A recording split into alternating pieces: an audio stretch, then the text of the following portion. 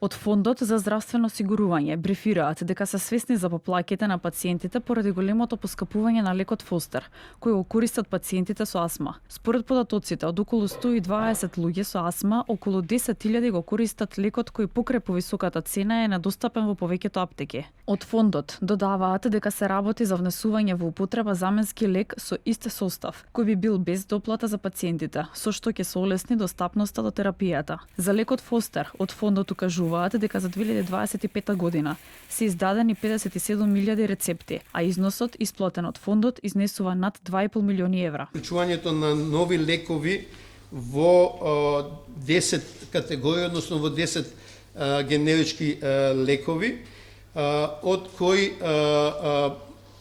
9 се без доплата за граѓаните, еден е со минимална доплата за граѓаните, тоа е антиепилептикот, кој е воведен со интервентен увоз и е замена за лек што престана да се произведува и не беше достапен одреден период во земјата.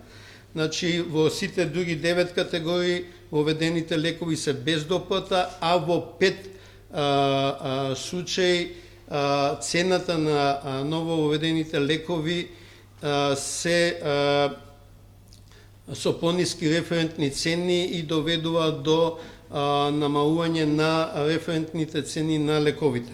Според Фондот, со воведувањето на конкурентен бренд се овозможува пониска референтна цена и заштита на Фондот од 46 до 49 милиони денари годишно, без нарушување на достапноста и квалитетот на терапијата за пациентите. По реакциите за енормното поскапување на лекот Фостер, претходно се огласи од фирмата увозник. Оттаму за ТВ24 кажаа дека преговараат директно со производителот, но и со ФЗО, за да се најде решение од како цената од 300 скокна на 1080 денари со рецепт.